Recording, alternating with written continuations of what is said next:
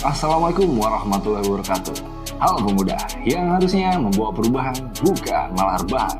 Berita di tanggal 26 November 2023. Dibebaskan Israel, puluhan tahanan asal Palestina disambut bak seorang pahlawan. Lebih dari 30 tahanan asal Palestina pulang ke rumah mereka dan disambut seperti pahlawan di tepi barat Palestina. Mereka pulang setelah dibebaskan dari penjara Israel sebagai bagian dari kesepakatan gencatan senjata antara Israel dan Hamas. Dilansir Associated Press Minggu 26 November 2023, prosesi pembebasan tahanan yang beberapa diantaranya ditahan karena tuduhan melakukan pelanggaran ringan ataupun penyerangan memicu kerumunan besar warga Palestina yang bersorak dan bertepuk tangan di sebuah pos pemeriksaan di luar Yerusalem. 15 pemuda yang dibebaskan terlihat kebingungan. Mereka tampak masih mengenakan pakaian penjara berwarna abu-abu dan tampak kurus. Mereka terlihat disambut di jalanan dan digendong oleh ayah mereka yang berlima. Kembang api pun mengubah langit malam menjadi warna yang menyala-nyala dengan musik Palestina yang patriotik berkumandang. Beberapa dari mereka yang dibebaskan mengenakan bendera Palestina, yang lain mengenakan bendera hijau Hamas. Mereka menunjukkan tanda kemenangan saat melakukan crowd surfing. Saya tidak punya kata-kata, kata Jamal Brahma yang baru saja dibebaskan berusia 17 tahun. Air mata jatuh dari pipi ayahnya, Khalil Brahma, saat dia menurunkan puteranya dari bahunya dan menatap matanya untuk pertama kalinya dalam 7 bulan terakhir.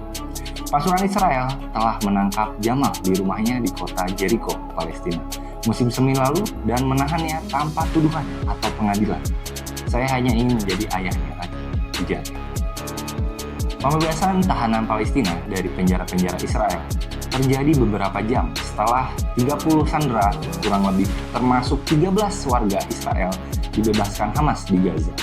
Pertukaran ini merupakan bagian kesepakatan 4 hari gencatan senjata. Berdasarkan kesepakatan tersebut, Hamas akan membebaskan sedikitnya 50 sandera dan Israel membebaskan 150 tahanan Palestina. Israel mengatakan gencatan senjata dapat diperpanjang 1 hari ekstra untuk setiap tambahan 10 sandera yang dibebaskan. Meskipun suasana terlihat meriah, masyarakat tetap merasa gelisah. Pemerintah Israel telah memerintahkan polisi untuk menutup perayaan atas pembebasan tersebut.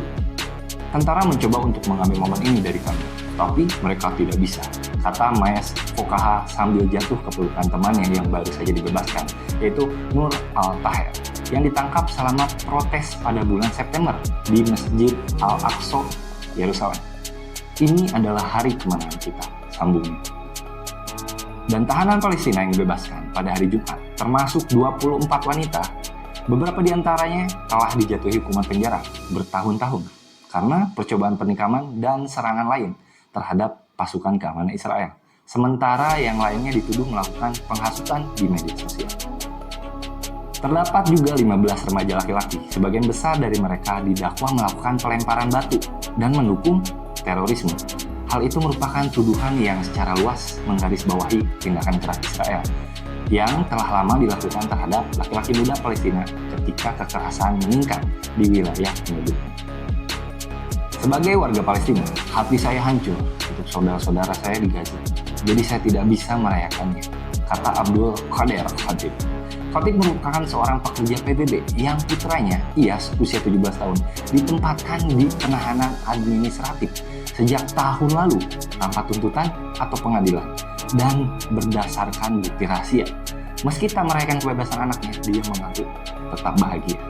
Tapi saya seorang ayah dan jauh di lubuk hati saya sangat bahagia, ucapnya. Pembebasan tahanan selalu sangat menyentuh hati masyarakat Palestina. Hampir setiap warga Palestina mempunyai kerabat yang dipenjara atau pernah dipenjara. Kelompok hak asasi manusia diperkirakan lebih dari 750.000 warga Palestina telah melewati penjara-penjara Israel sejak Israel merebut tepi barat Gaza dan Yerusalem Timur.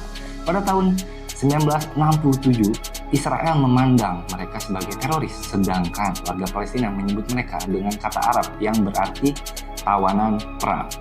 Dan tahukah kalian, di balik berita tersebut ada peristiwa lain yang menjadi pencetus dari peristiwa tadi, yaitu rahasia di balik gencatan senjata Hamas-Israel. Negosiasi rahasia dan senyap atas upaya pembebasan tawanan oleh Hamas rupanya telah dilakukan oleh Qatar dan Amerika Serikat sesaat setelah serangan 7 Oktober ke Israel oleh kelompok dari Palestina tersebut. Pemerintah Qatar dilaporkan menghubungi Gedung Putih dengan permintaan untuk membentuk tim kecil penasehat yang mereka sebut SEAL agar membantu upaya pembebasan para tawanan secara pribadi dengan Israel. Upaya tersebut yang dimulai beberapa hari setelah para sandera disandera akhirnya membuahkan hasil dengan diumumkannya kesepakatan pertukaran tahanan yang dimediasi oleh Qatar dan Mesir dan disetujui oleh Israel, Hamas, dan Amerika Serikat. Upaya rahasia tersebut termasuk keterlibatan diplomatik pribadi yang dipegang oleh Presiden Amerika Serikat Joe Biden mengadakan sejumlah pembicaraan mendesak dengan Emir Qatar dan Perdana Menteri Israel Benjamin Netanyahu dan beberapa minggu menjelang perjanjian tersebut. Hal ini juga mengakibatkan negosiasi yang melelahkan selama berjam-jam melibatkan antara lain Menteri Luar Negeri Amerika Serikat Antony Blinken, Direktur Badan Intelijen Pusat CIA Bill Burns, Penasihat Keamanan Nasional Jake Sullivan dan wakilnya John Finner, serta utusan Amerika Serikat untuk Timur Tengah Brett McGurk. Dan dua pejabat yang terlibat dalam upaya tersebut memberikan rincian panjang mengenai pekerjaan yang menghasilkan kesepakatan di mana 50 sandera akan dibebaskan dengan imbalan 150 tahanan Palestina selama jeda 4 hari dalam pertempuran. Hal ini dilakukan tanpa memberitahu badan-badan Amerika Serikat terkait. Karena Qatar dan Israel menuntut kerahasiaan yang ekstrim dan hanya sedikit orang yang mengetahuinya, kata para pejabat. Seperti dikutip dari Straits Times, Rabu 22 November 2023. Sullivan kemudian mengarahkan McGurk dan pejabat Dewan Keamanan Nasional lainnya, Josh Gretzer, untuk membentuk tim tersebut. McGurk, seorang diplomat berpengalaman dengan pengalaman mendalam di Timur Tengah, mengadakan panggilan pagi setiap hari dengan Perdana Menteri Qatar Muhammad bin Abdulrahman bin Jassim Al Thani. Dia melapor kembali kepada Sullivan dan Biden diberi pengarahan setiap hari mengenai prosesnya. Biden mendapat gambaran awal tentang apa yang dialami para korban serangan Hamas ketika dia mengadakan pertemuan yang penuh emosional dan panjang pada 13 Oktober dengan keluarga warga Amerika yang disandra atau belum ditemukan. Beberapa hari kemudian, Biden melakukan perjalanan ke Tel Aviv untuk melakukan pembicaraan pada 18 Oktober dengan Netanyahu. Pejabat itu mengatakan, pembebasan sandera adalah fokus utama diskusinya dengan Netanyahu dan kabinet perangnya, serta bantuan kemanusiaan. Dan 5 hari kemudian, pada tanggal 23 Oktober, pekerjaan tim Gedung Putih membantu pembebasan 2 sandera Amerika dari luar kantor Menteri Luar Negeri Amerika Serikat di sayap barat. McGurk, Sullivan, dan Finner melacak secara real-time perjalanan sulit para tawanan keluar dari Gaza selama beberapa jam. Kembalinya kedua orang Amerika tersebut membuktikan bahwa kebebasan bagi para sandera dapat diperoleh dan memberikan keyakinan kepada Biden bahwa Qatar dapat mewujudkan melalui tim kecil yang dibentuk, kata para pejabat. Pembebasan lebih banyak sandera kini berproses secara intensif dan terus dilakukan untuk mengeluarkan lebih banyak sandera. Ketika hal ini terjadi, Burns mulai berbicara secara rutin dengan Direktur Mossad David Barnea. Biden melihat peluang untuk membebaskan sejumlah besar sandera dan bahwa kesepakatan untuk tahanan adalah salah satunya jalan yang realistis untuk menghentikan pertempuran. Begitu kata para pejabat. Pada tanggal 24 Oktober, ketika Israel siap melancarkan serangan darat di Gaza, pihak Amerika Serikat mendapat kabar bahwa Hamas telah menyetujui perimeter kesepakatan untuk membebaskan perempuan dan anak-anak, yang berarti jeda dan penundaan dalam invasi darat. Para pejabat Amerika Serikat berdebat dengan Israel, apakah serangan dapat harus ditunda atau tidak. Pihak Israel berargumentasi bahwa persyaratan tersebut tidak cukup tegas untuk menunda, karena tidak ada bukti kehidupan dari para sandera. Sementara Hamas menyatakan mereka tidak dapat menentukan siapa yang ditahan sampai jeda pertempuran dimulai.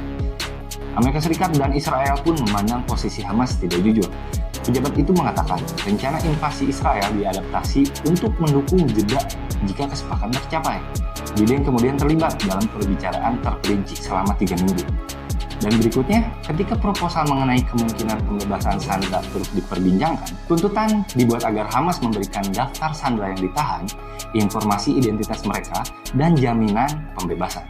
Prosesnya panjang dan rumit, komunikasi sulit, dan pesan harus disampaikan dari Doha atau Kairo ke Gaza. Begitupun sebaliknya, kata para pejabat.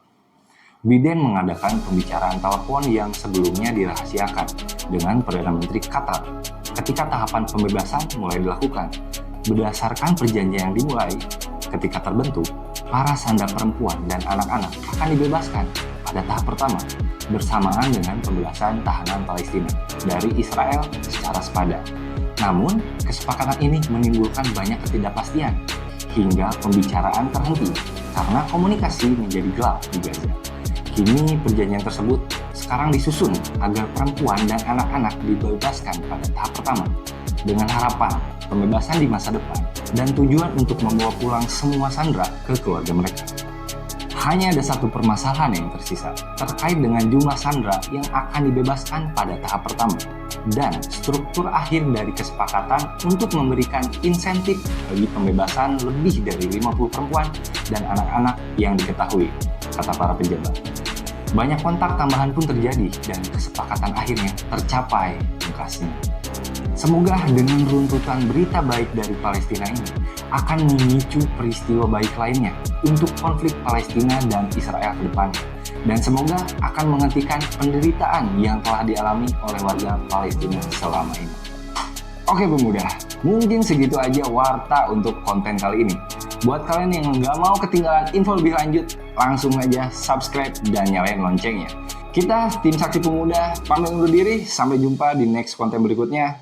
Salam pemuda yang harusnya membawa perubahan, bukan malah rebahan. Wassalamualaikum warahmatullahi wabarakatuh.